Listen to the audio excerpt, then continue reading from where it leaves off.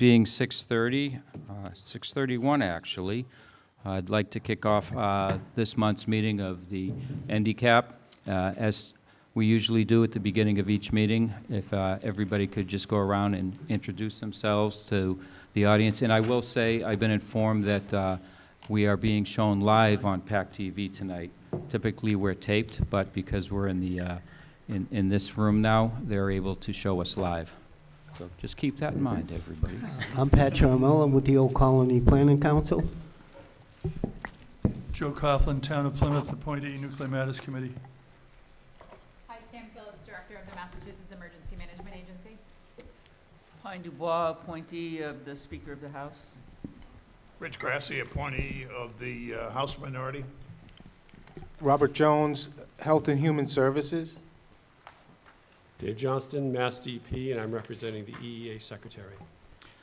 Kevin O'Reilly from the Town of Plymouth, appointed by the Speaker of the House. Our Chairman, Sean Mullins, not here tonight, so I'll be chairing this evening's meeting. Pat O'Brien, Pilgrim Station. John Moylan, Holtec. Amy Naples, appointed by the Senate President. Dave Nichols, appointed by Governor Baker. Jack Priest, Department of Public Health. I'm the Director of the Radiation Control Program. Rich Rothstein, Town of Plymouth, Board of Selectmen appointee. Paul Smith, Utility Workers Union of America, representing the good men and women who work at Pilgrim Station. Dan Wolf, appointee of the Senate President. My apologies. Susan Whitaker, Executive Office of Housing Development. Let's get to the minutes. Does anybody have any comments on the minutes that were emailed to you this week? If not, I'll await a motion to approve.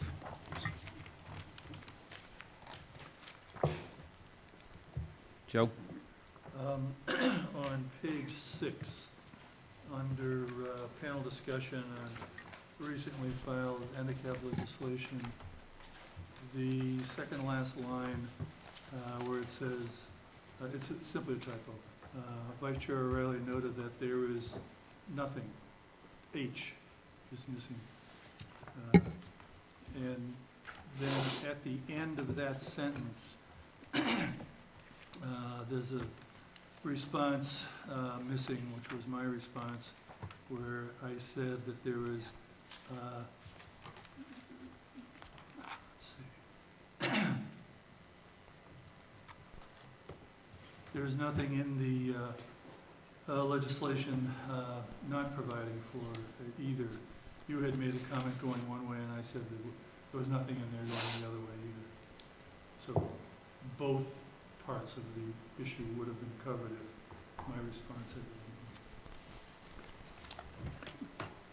been. Quick questions, Kev. How are we going to do the minutes from now on? I was just about to bring that up. I'm sorry, okay. Where we were just informed that there won't be anybody here to take the minutes anymore. I know Sean has reached out. Oh, Joe. Would you like to?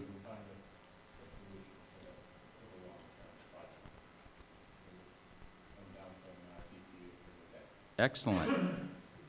We appreciate you coming down and taking over, at least for tonight. I was going to ask for volunteers, and I'm not sure I would have got any, so thanks. So I can add a little bit to that. Kevin, I know that Joe has agreed to help us out tonight, but EEA is aware of the need to fill this role, and they're working on it. And I connected Sean with an EEA representative for that discussion to take place, and I know they're on it. So thank you, Joe. Thank you. Thank you, Joe. Any other comments on the minutes? Motion approved. Second? Second. All in favor?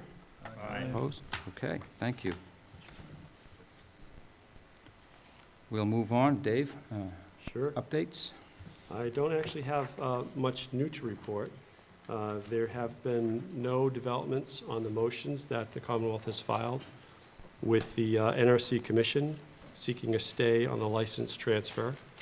Also, there have not been any developments on the similar motions that we filed with the DC District Court. So in terms of what the interagency work group has been working on since our last meeting, recall that we spent a lot of time talking about the Pilgrim NIPD's permit, EPA, Mass DEP, National Pollution Discharge Elimination System permit renewal that's underway. We spent a lot of time talking about that last month. And we continue to be focusing our efforts on getting that permit into the form that the Commonwealth believes it needs to be in order to assure that it protects the Commonwealth's water quality, particularly meeting our ambient water quality standards. So that work is ongoing, and we're working with EPA in that regard. And I don't have a timeline for that final decision. I can only say that until we reach a point where we feel like it does those things, protects our water quality and meets our ambient water quality standards, we won't be able to sign off on a permit. So still underway, and that's really been a significant level of effort there. Our work with Holtec towards reaching an ultimate mutually agreeable agreement is also still ongoing. Thank you. Any questions? Okay. I have a question, Kevin. Pine? There was some discussion last time with EPA about needing some kind of a general permit, and that Holtec had to apply for that. Has there been any action on that, in that regard? Not yet. What EPA was talking about was the stormwater permit. So the NIPD's permit has conditions in it relative to stormwater, but there are separate requirements for receiving stormwater permits depending on how much surface area you're going to disrupt and the potential for overland flow from precipitation events. So, as Holtec moves forward, when they get to the point of needing to do surface disruption and whatnot, if they meet the threshold level of area to be disrupted, they'll need to seek that approval from EPA. That's right. The stormwater permitting process is EPA exclusively, not Mass DEP. The National Pollution Discharge Elimination Permit, NIPD's permit, which governs the effluent coming through the plant used for either non-contact cooling or for other purposes, wherein it may pick up pollution. We regulate the levels of that pollution in that effluent, and that's done jointly with EPA through the NIPD's permit. Thank you. Any other questions? Okay, thanks, Dave. Pat, I think you're up. Thank you. Just as a reminder, I'm Pat O'Brien. I'm Communications and Government Affairs Manager, and I do want to welcome, he's an official member of the panel now, the new Acting Site Vice President, John Moylan. I don't know if you want to give a quick bio. I like my sign. I just want you to know a lot of effort went into that sign when I got here this evening. I've worked at Pilgrim for over 30 years in various roles. I am a local resident. I was born and raised in this area, and my family is from this area. And I look forward to participating in the panel. Thanks, John. So just a quick little overview. We'll do a project overview. This is something the chair had asked for. You'll kind of see what we call a waterfall model. It kind of lays out the project over the lifetime of the project. I got a quick EPZ update and then any questions potentially from the panel. So, oh man, I thought this would be a lot easier to see at a large scale. So, every slide after this will be tied into the projects you see on the left-hand side. Let's see if I can hit it with the red light. The asphyxie, site characterization, preparation for demolition, reactive vessel segmentation, demolition, waste management, and site restoration. And this kind of gives you a rough timeline of when these activities would start and end over the course of the entire project until we're in asphyxie only and site restoration has been completed, which that timeline is 2027 up on this map. So for the asphyxie, that time frame is kind of two distinct parts right now. The beginning, that is our focus, is to get all fuel up on the pad between now and 2022. And then Post-2027, when the site is restored, the final thing that will be remaining will be that asphyxie pad, and that will maintain until the fuel is removed from the site, either through interim storage facility or the DOE. As you can see, design, engineering, and permitting are all in hand. We are in process right now. Our first pour for the concrete, the first concrete pour on the pad begins next week. So we are doing pad construction from now through the summer of 2020. We will begin fuel movements and actually have been taking the High Storm 100 overpacks onto site currently. But we will begin fuel movement in the spring of next year through early 2022. This is an additional 45 casks to be completed over the life of this project. And I'm sure one of the questions will be, well, you're not going to finish the new pad until the summer, but you're moving fuel in the spring. The plan is to use the current pad to get fuel out of the pool into the overpacks and out onto that, and then move those up the hill when the second pad is completed. And then the projected timeline would begin the asphyxie-only operation in 2027. So the site characterization, I know we've talked about at a couple of meetings. The bid is in process. We are very close to awarding that bid. Believe it's a very well-known company in the industry that does this type of work. And that site characterization study is going to run, according to our model, from December of 2019 through December of 2020.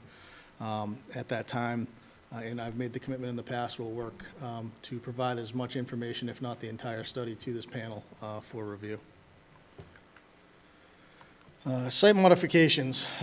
This is kind of what we would term kind of preparing the site for decommissioning. It spoke at previous meetings. Focus right now has been on reducing electrical loads, removing hazards like oil that are in pumps that are no longer needed, abandoning systems that are no longer needed, and that work is going through now through 2022. If the 2022 number looks familiar, it would be kind of coinciding with the end of the use of the spent fuel pool and the no longer need for some of those pumps that are currently running. We're also preparing modifications for systems for demolition activities, what we call cold and dark or cool and damp, again, reducing those electrical loads, reducing radiological areas that are in the plant, preparing ventilation, power, fire systems, and lighting modifications to the facility.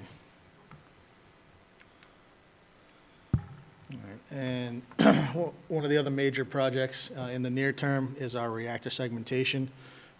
This will run roughly over the next 4 years. We were procuring and securing the tooling needed to do the work of segmenting the reactor vessel. Right now, we're preparing for early next year to get the refuel floor, which is the 117-foot elevation at the site where the spent fuel pool is, getting that floor ready for the work of both defuel of the spent fuel pool and the vessel. You had a good way to put it in our earlier subcommittee meeting. It's basically, cleaning the house before we're ready to do the work. So, our initial reactor vessel internal segmentation, 2020 to 2021, an additional reactor vessel internals and reactor pressure vessel segmentation would run 2022 to 2024. Demolition, obviously a pretty broad term when we talk about, decommissioning. And I know the first bullet probably looks like a long term, but, I wanted to put that out there because one of the biggest questions we get is, all right, when the building's going away and when is the reactor and turbine building going away? So the first scheduled building to come down is a Kelly building that's actually in the way of the haul path for the newest asphyxie. So as we work through the site and need certain areas for the decommissioning project, smaller outbuildings would be taken down. We would be doing waste abatement in 2024, and the best way I can explain what that is it's removing your hazards like asbestos, PCBs, lead that may be in some of the older areas of the plant, and preparing that area to allow for the eventual demolition of the reactor and turbine buildings in the 2025-2026 timeframe. demolition waste and generation and shipment, we'd be looking at that timeframe with the radiological waste, some of the legacy waste that had been on site going in 2020 right through the 2026 timeframe, and our demolition waste. When I say demolition waste, it's more the reactor and turbine buildings that I'm talking about, the large-scale demolition waste, 2024 to 2026. So you'll see my little asterisks. We haven't finalized those site restoration standards yet. That's part of the process we're going right now, but this timeframe would lay out a final survey of the plant in 2020, the plant grounds in 2026, 2027. We'd be doing the earthenwork middle of 26 to 27, and the final restoration of the site would be complete in 2027. And I'll stop and take questions on that piece of the presentation if it's easier. I'll go back to that, wait. I'll go back to the waterfall model if that helps. You're gonna send us that, right? Yeah, I'll send it to the chair and we can send it around and we'll make sure it gets posted as well. Good, Joe. Patrick, we don't have the luxury in our new town hall of having screens on both walls. So for the older folks on this side of the room, it would be helpful to save our necks if in future presentations we could get the paper copies Sure. beforehand. Yep, not a problem. As a former finance committee member who used to sit in this room and sit over there, I can understand your frustration. Thank you. Yeah.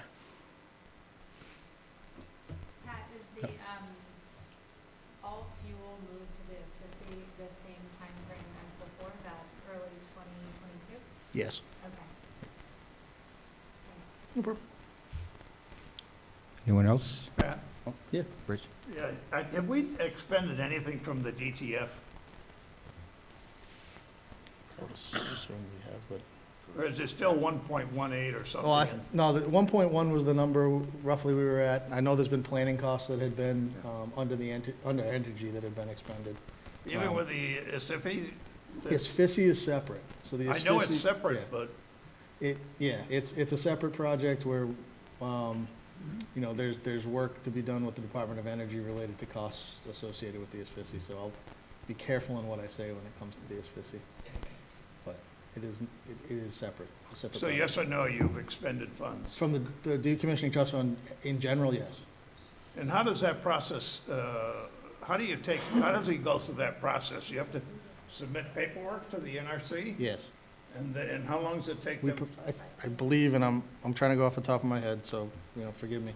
I believe we would prepare that we're getting ready to take a withdrawal from the trust fund and provide what is being withdrawn and why.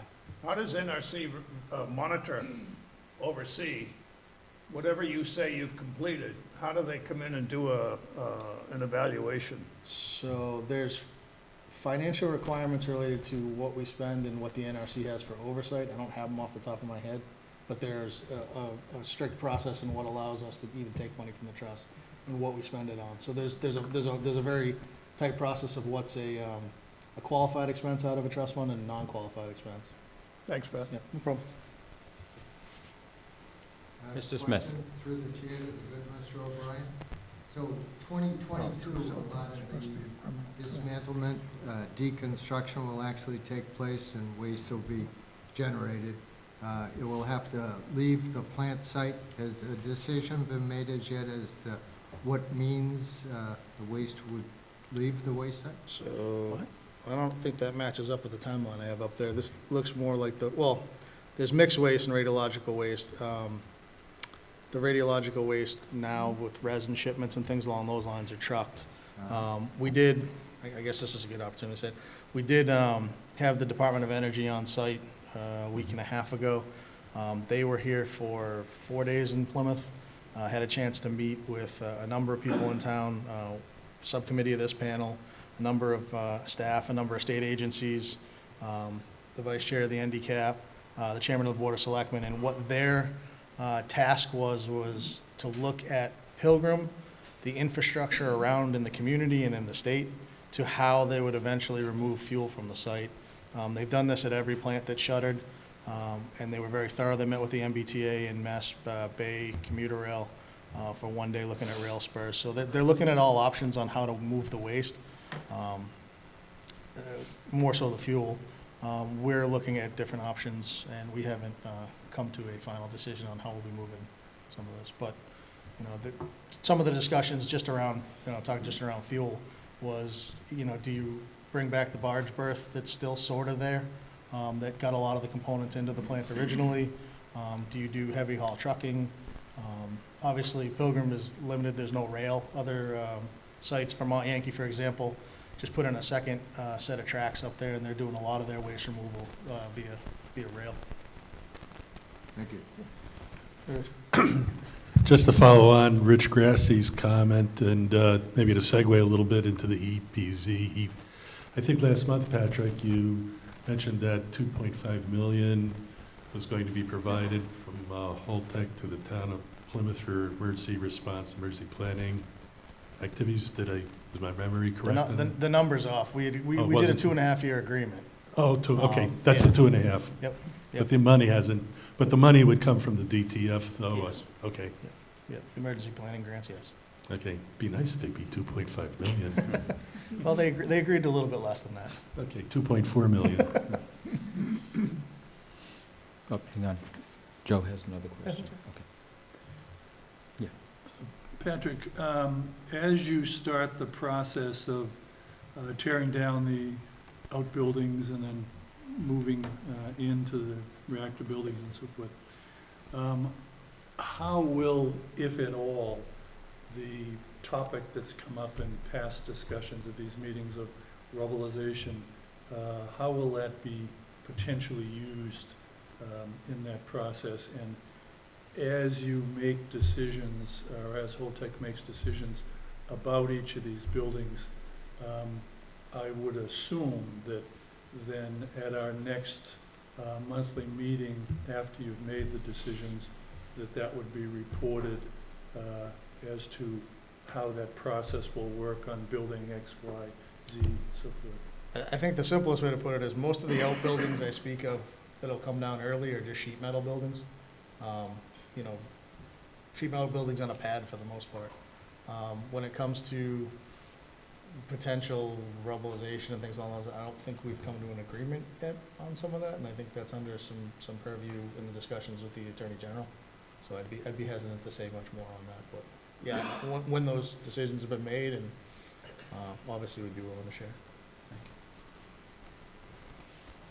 Pat, are you finished? Or you had mentioned that you. I have EPZ Oh, update okay. too. Yeah, I wanted to I just figured this is very separate, but I thought it was important to talk EPZ. So I'll jump to that now, if that's all right. All right, so, since our last meeting, the NRC issued our exemption to reduce the emergency planning zone to the site boundary.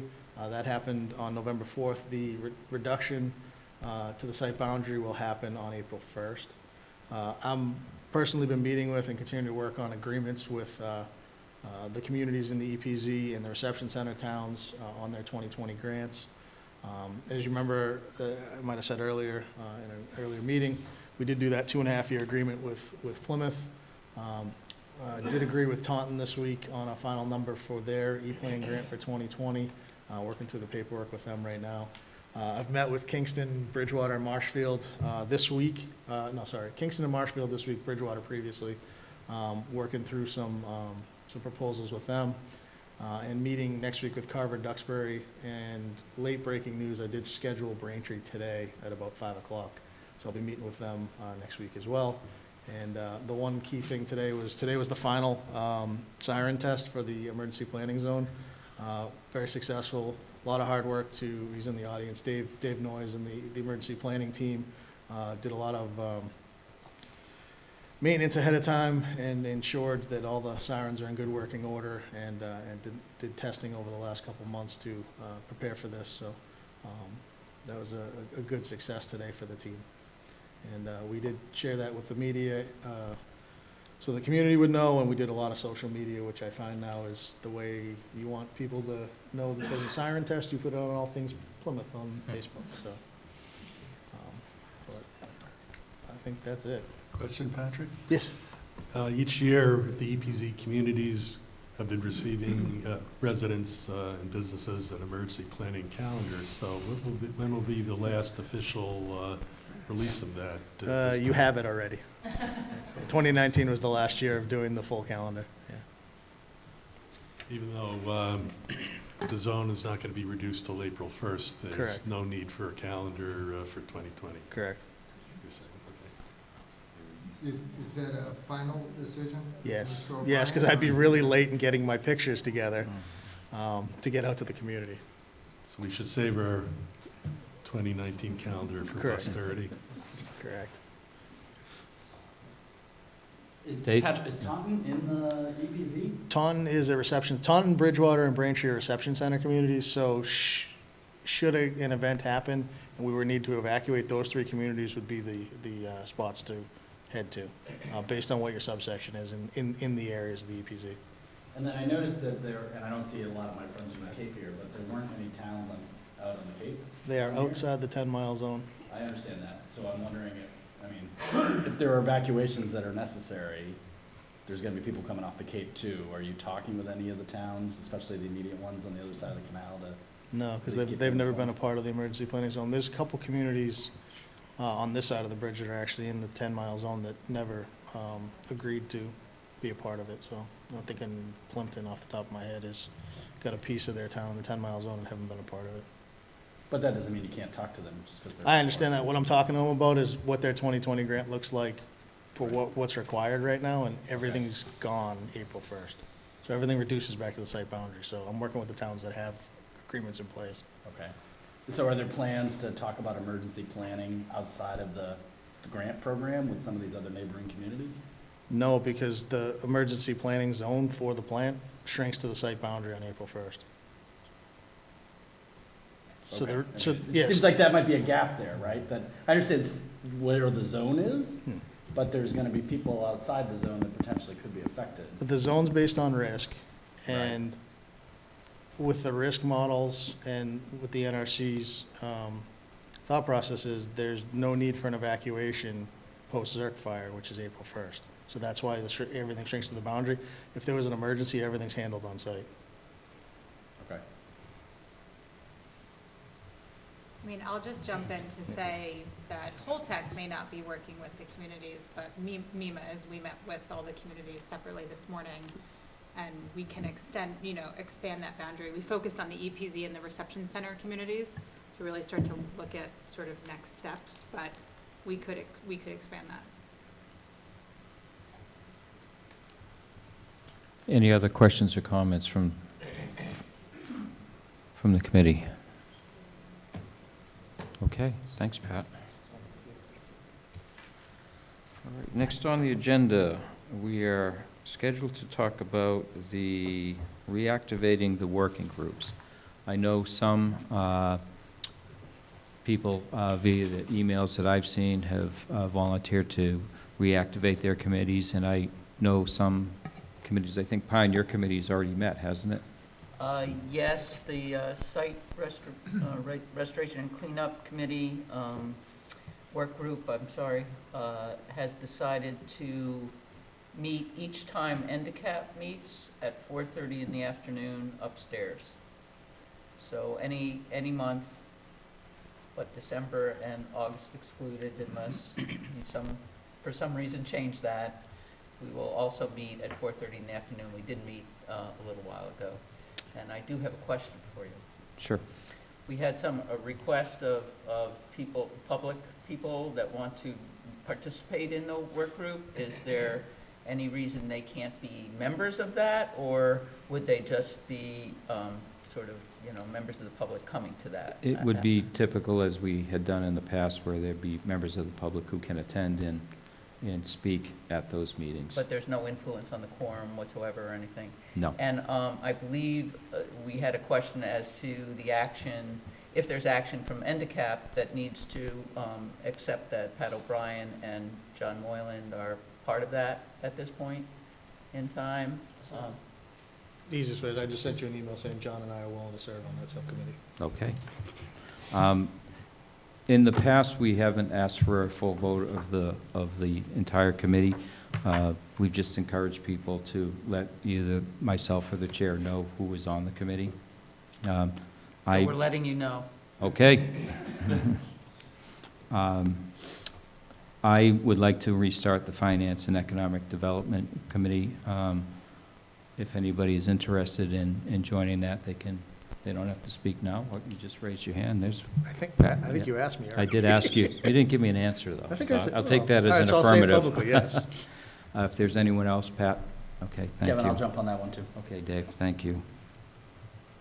I'll send out an email as to our next first meeting.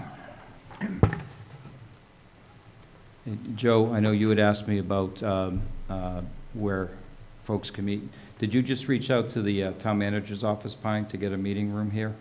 I did. Sean gave me that address, and he was very helpful, but did caution me that that sometimes meeting rooms can be hard to come by, and that's why we made a sort of permanent schedule so that we can schedule it long in advance and have the security of having a room. Yeah, I'd like to try and do the same thing. I'll contact Melissa's office because I think it's easier logistically to take this building, and I agree with Pine that if they could be held the same day, it makes it even better for particularly for our state members, because they're coming from a long ways, and so they don't have to do it twice. But at the same time, I would request that one of the 4 of the 9 state panel members, I'd like to have on the PSDAR group. So far, Patrick and Rich Rothstein have agreed to work with me on the PSDAR, and whether Jack brought up an interesting point at last month's meeting. I want to meet first to see what the members of our work group think, to see if there are areas that we could focus on that haven't been brought up in the past 2 years. If there are, great, we'll let the panel know. If there aren't, we'll also let the panel know. But I really would like somebody from the state, and particularly one of those 4 members of the IWG, to work with us to help us start it, to see if there's enough interest to move forward. The PSDAR, Jack made a very good point. Yes, it's been submitted and it's been accepted by the NRC, so forth. However, PSDAR is the overarching document for everything that goes on with decommissioning. And we've discussed lots of stuff so far in the past couple of years. Now, as decommissioning is starting, that raises the question of, okay, should we be looking closer at each section of the PSDAR and how it progresses against the requirements of the NRC, and or where we may disagree that the NRC requirements may not be as strong as we would like. We can always express an opinion that if then the IWG, if the panel agrees and the IWG wants to take it up, as we've discussed before, any criteria in excess of the NRC's requirements.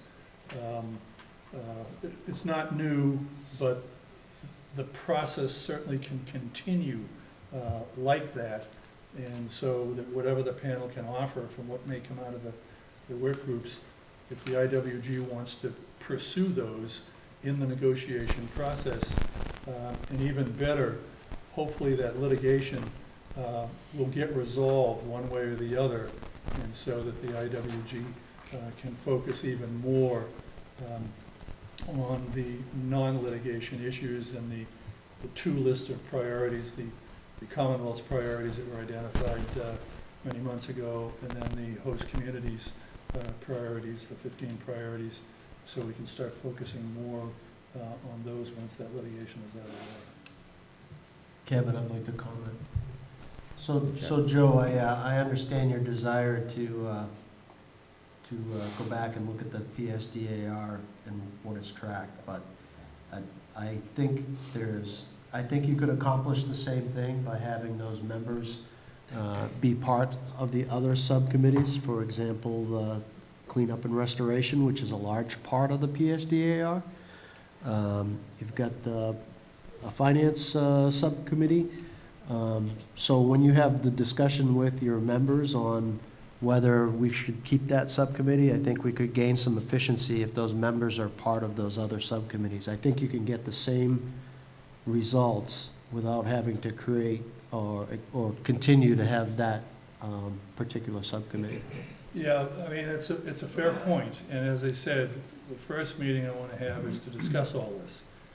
You may recall that in the first year, and to some extent in the second year of the panel, the PSDAR work group came up with a series of recommendations that once we got to having the panel discuss some of them, not all of them, we spun off some of them to work groups that were more appropriate, that the work groups themselves, those other work groups, did not come up with. So I still see a value for the PSDAR, but as I said, only too happy when we have this initial meetings to go over all this, and whatever the group decides, we'll come back to the panel and discuss it. Yeah, if I can just, I just wonder if that's the right process. And, I do agree with Jack. I mean, I think you raised some really important points,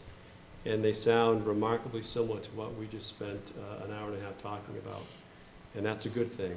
So it would occur to me that the place for that discussion is really here, and I'm not sure that there's a reason that we should be beholden to our previous work groups. I would raise that I think clearly the financial work group is an important one moving forward, if anything, maybe more important. I think the site cleanup and restoration work group likewise continues to be a valuable work group. And that's not to say that the PSDAR is not a valuable work group, but I think with its submittal and moving into decommissioning, I think your members could really help some of the other work groups. And I would encourage you to consider that. Additionally, I think this group ought to be looking at whether we need to have a different work group, one that we didn't have in the past 2 years or not. Yeah, I agree. Kevin?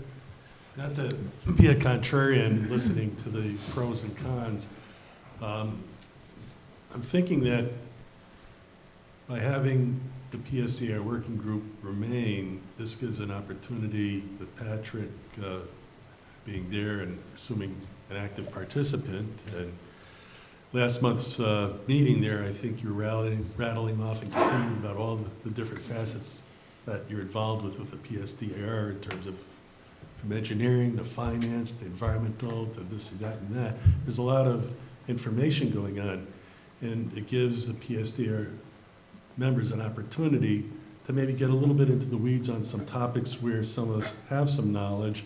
And there may be some other topics that we bring up from a qualitative standpoint to say, you know what, this is something that the finance group or the site cleanup and restoration or safety and security, and then can bring that up to the groups to say, hey, you need to look at this in a little more depth. I think that's where Joe was coming from.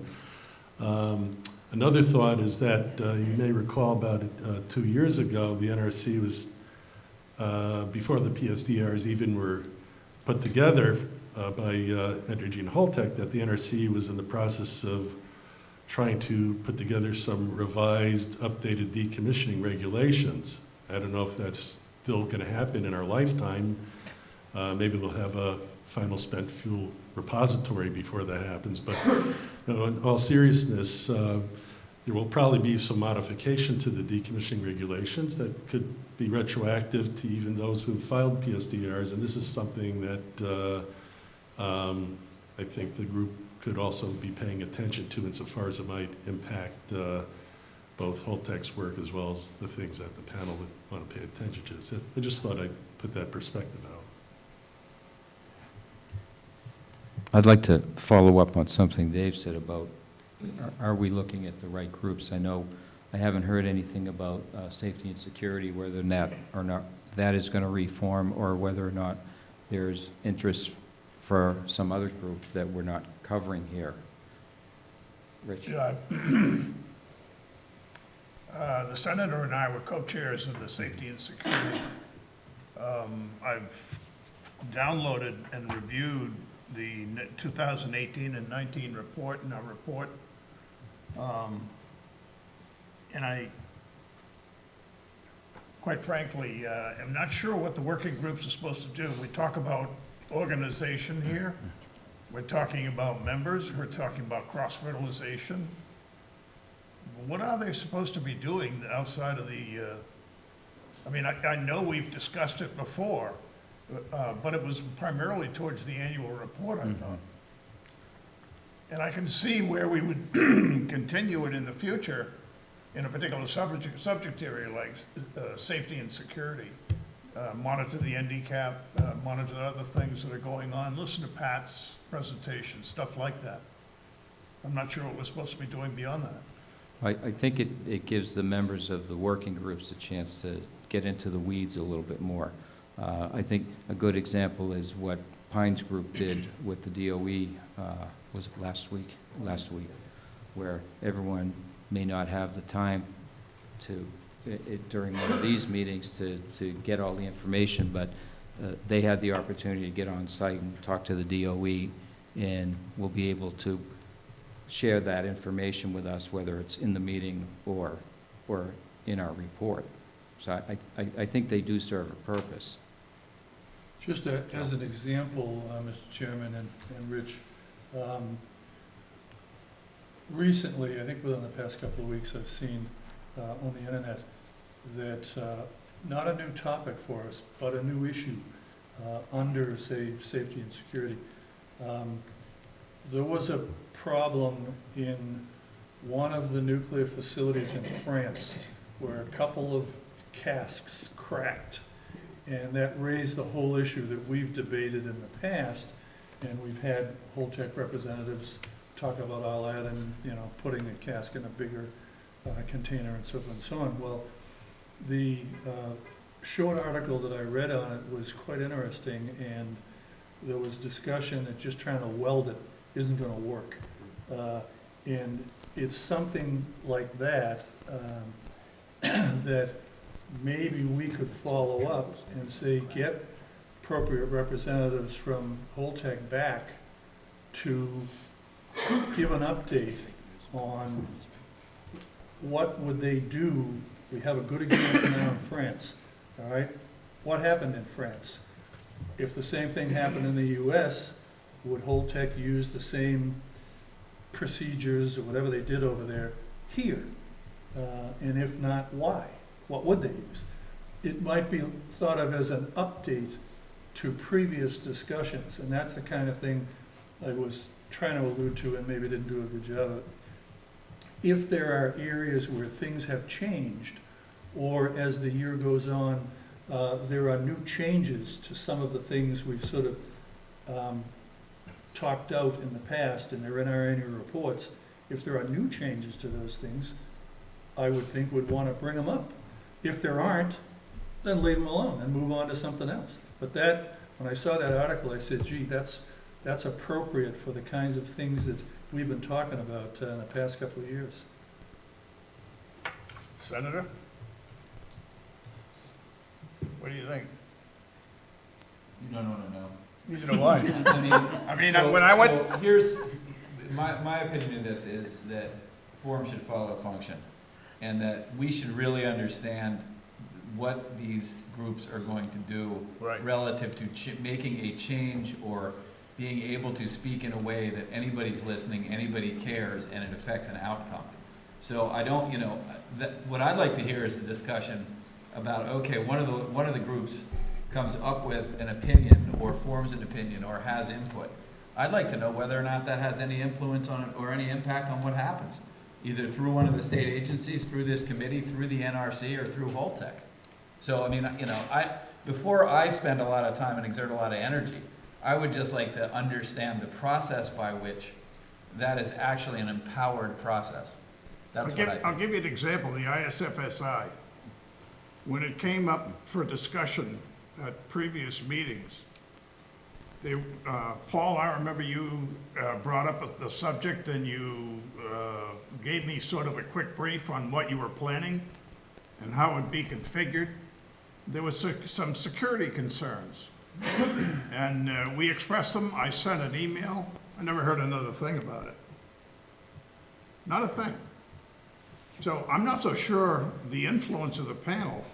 We can have Holtec come in and talk about it, but I'm not a safety expert. I happen to be a security expert. But not everybody is a safety and security expert.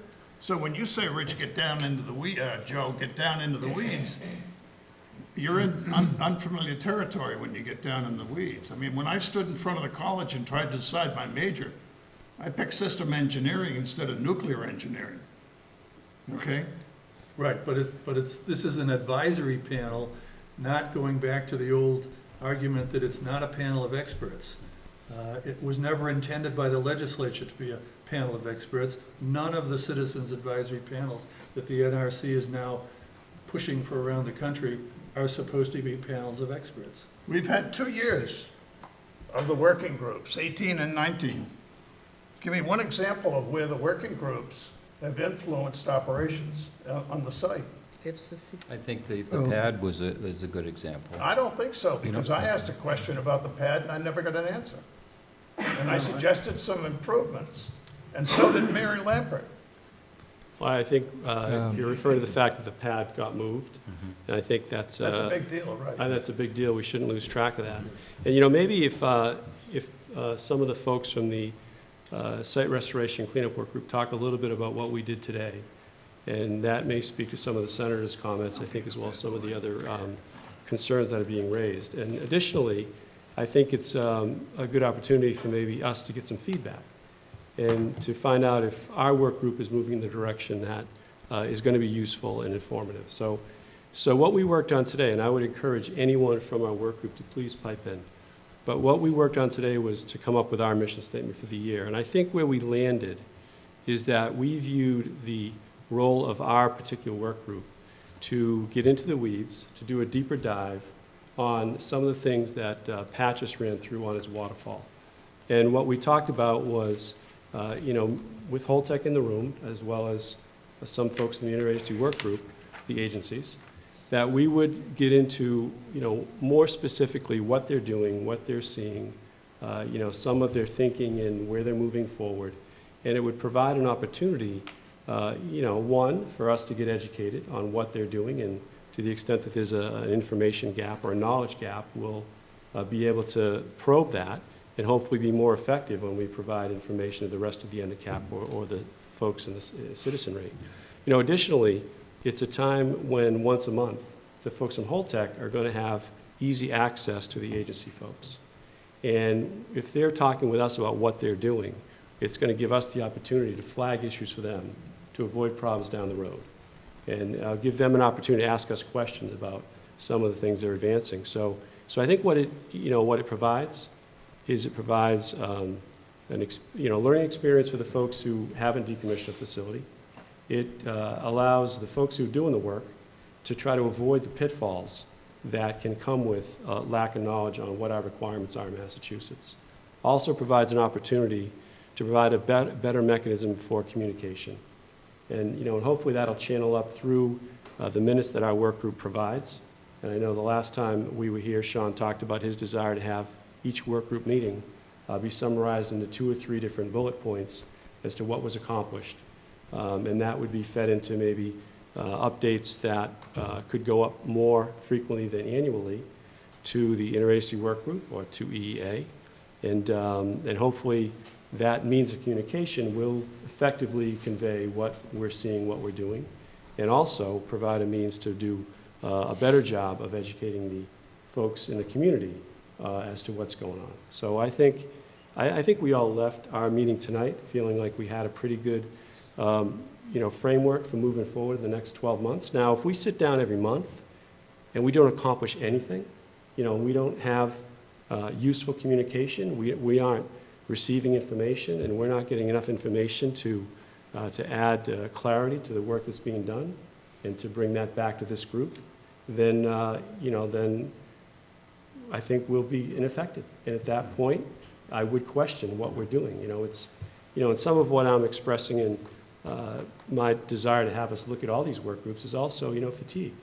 If we're going to 2 work groups that are virtually, identical, Right. with the same basic people talking about the same things, that I think is going to run, people are going to run out of energy.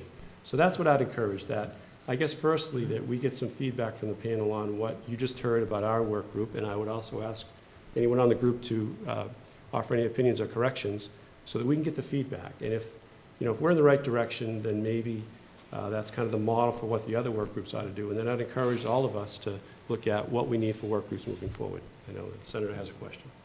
No, comment. I mean, that's what I just heard is nirvana. We never sat as a group and said, let's have the work groups include somebody from either the interagency working group or one of the departments of the Commonwealth, nor did we have a commitment that Holtec was going to attend the meetings. If these meetings actually are going to include somebody from the interagency working group and somebody from Holtec, that's a completely different story. And Rich, you would agree with that. Now, I mean, I'm putting words in your mouth. I don't know who would agree with it, but I just think that is a very different dynamic. Now, we never asked for that to be the dynamic of the working group, nor did the interagency working group ever volunteer that. So if what I'm hearing is that the structure of this is that our working groups are going to have that kind of involvement, then that's a conduit and a very important one, both to Holtec and to the Commonwealth. But that, I didn't hear that, and I have to agree that if a bunch of us just get together on one of the subject matters without anybody from the IWG or Holtec there, we're just sort of, yelling into the wind. So, and I think it's very instructive to hear from the IWG or from representatives what groups can be functional and productive and what groups can't. So I guess maybe that would be a useful thing to hear, because if the PSDAR working group is just duplicating the work of the other groups, then it shouldn't do its work, because it's not going to be useful. So I'd like to hear which of the working groups will actually be productive and useful. I don't know. Go ahead. Well, we've historically had somebody from Holtec and the interagency work group at all of our site cleanup and restoration meetings, and I think that needs to continue for the group to be effective.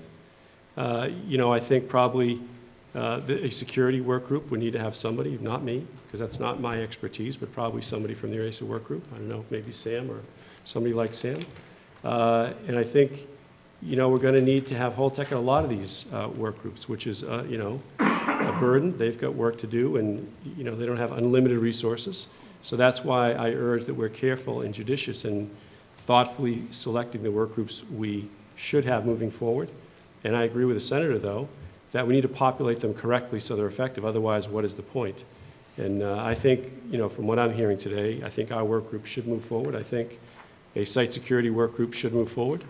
And I also think we need to have a financial working group moving forward. Now, as an example, in the financial work group, I'm not sure if anybody from the interagency work group is going to add a lot of value there. I don't know. I know I won't.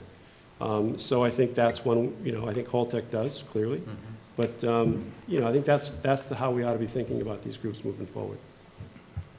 Can I say something on Rich's comment on follow-up? So, Rich, I think it's important when we bring an ask up at the NDCAP that we capture that specifically in the minutes as an ask so we can track that, and then at the subsequent meeting, we can status that ask or action item.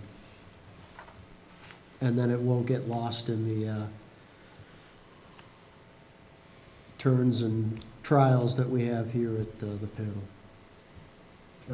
Pat? Yeah, the one thing, and I have no problem with having a security subcommittee, the one thing I will caution is a lot of information related to security at the plant is safeguarded.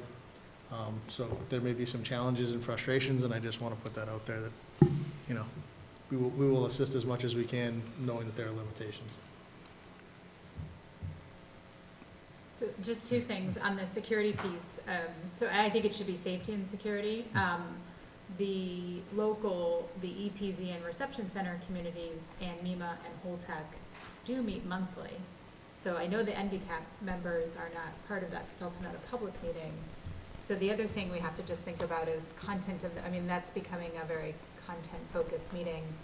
And is that where we want to go, or do I just come and report out in this other, you know, or Pat or Dave often comes to those meetings as well. You know, do we report out to some of our fellow site security and safety working group meetings, you know, that, so we have to sort of think about that. And then, you know, I wonder if we really want to track action items, does the agenda of this meeting shift slightly so that we're almost more kind of working group focused in the content to sort of drive that point home? I would, Those actions could be moved to a subcommittee to follow up on and then to track. And then whoever did the action item request, they would be responsible for getting that information back to the requester. but I do think having an agenda item where the subcommittees can report, either they met and have something to report, or they haven't met and have nothing to report, but having that as an agenda item, I think, would be important going forward. Joe? I agree with the Senator's comments, which is why I had previously gotten Patrick as a member of Holtec to agree to be on the PSDAR, and why I asked at the beginning of my comments that I would like one of the 4 members of the IWG to be on ours also, to get that multifaceted focus for us. And again, if the discussion, if I get that and get one of those members to work with us, and the conclusion from the discussions is we don't need the PSDAR, fine, we'll come back to the panel and say so. But if, on the other hand, the conclusion is no, there are things that are, the PSDAR is a large, comprehensive a document and series of processes. Safety and security is just one of them. Finance is just another one, and so forth and so on. So that's why I made the initial request for the representative of one of the 4 work group members of the 9 state members. Kevin? Yeah, I would just like to make the comment too that, you know, the financial subcommittee also involved a community and government aspect to it, an economic development aspect. So I would think somebody from the interagency work group from economic development would be helpful on that discussion. I mean, there is job loss and economic loss as a result of the closure of the plant, or the now moving to decommissioning of the plant. And there may be issues that other communities or even Plymouth want to talk about in that subcommittee, or issues that we want to address that affect some of that economic development aspect. So, you know, I think that's important to recognize it's not just financial. But as the chair, I don't want to put words in your mouth, but that's certainly I think some of the that's work an we've excellent point, yeah. Rich? I think, listening to the dialogue, Hang on, we have, well, thank you, Sue. Okay, we'll add you, thank you. I think I was pleased to hear what David had to say describing today's working group. I'm sorry I couldn't be there, something came up. But if the emphasis of the working groups, as I'm hearing, is going to be more, not so much in trying to worry about getting ready to prepare an annual report, but to get people on the panel, and also some of the people who are also members of the IWG talking, getting down a bit into the weeds and things of that nature. And if that helps diffuse situations from arising that could create lawsuits that we've been seeing, which has been keeping our panel at arm's length on a number of things over the last 2 years there, then I'd say let's keep the working groups going for that reason alone. It seems to make a lot of sense, and time is money, and I'm sure everyone wants to cooperate to reduce the cost of doing business. Pat? The one thing I may just ask when we're talking about resource loading, if some panels can look at whether they might meet every other month opposite other panels, I could probably be on every panel, but I can't be everywhere all the time. So I'm willing to sit on all the panels and help, but just please try not to put them on top of each other. That is a fair Patrick, request. that was one of my concerns, because in a moment of weakness, I think when I pressed send there, I says, what the hell am I doing? I said, Joe's, Pines, Rich's. When I was a member of the public till December last year, I was going to as many of those meetings as I could. I felt I could contribute more as a technical advisor capacity there. If I could be where I can be and jump around if it's all the same day, I'd like to try to continue as best I can doing that if it would help. But, there are logistical constraints, as you're saying. Yeah, and my point is I really want to be the conduit to each subcommittee, to the company, and to the panel. So, the more I can be there and help, the better, I think.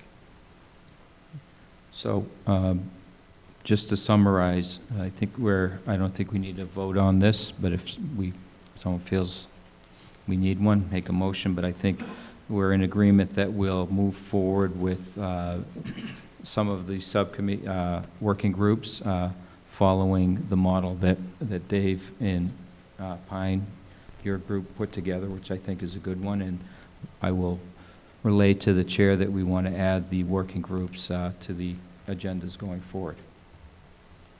We got that? Okay. Any other discussions on this topic? I'd still like a response, doesn't have to be tonight, but maybe from David through an email with regard to initially having one of the 4 state IWG folks on the panel to initially work with the PSDAR, see where that goes. And logistically, I guess the chairs will have to work out amongst us, so we're not all meeting at the same time. That's going to be a problem, and we want to minimize the logistical difficulties on our state colleagues because they've got a distance to travel, and the last thing we want to do is to have them, 3 or 4 different panels meeting 3 or 4 different days during the week, and the state folks are having to run back and forth. That's crazy. We'll have to work that. Maybe we can work them out for different times in the same day, since some of the people are down here anyway in other meetings on the day, like I heard today. But we can try and work that stuff out amongst ourselves. I think with the limited number of groups, we can accomplish that. Okay. Anybody else? Yes. Okay, we are moving along tonight. We are already down to new business. Any new business? Any old business? Anybody in the audience that would like to comment this evening? We may have broken a record tonight. With all due respect to Sean, I may nominate you as It's an early Christmas gift. Well, then I will... motion to adjourn? Motion to adjourn. I will thank the town for allowing us to use this room. Again, thank you to PACTV for running this live tonight, and I'm sure it'll be on tape as well. And I wish everybody a happy holiday season and see everybody in January. Thank you. Same. Thank you.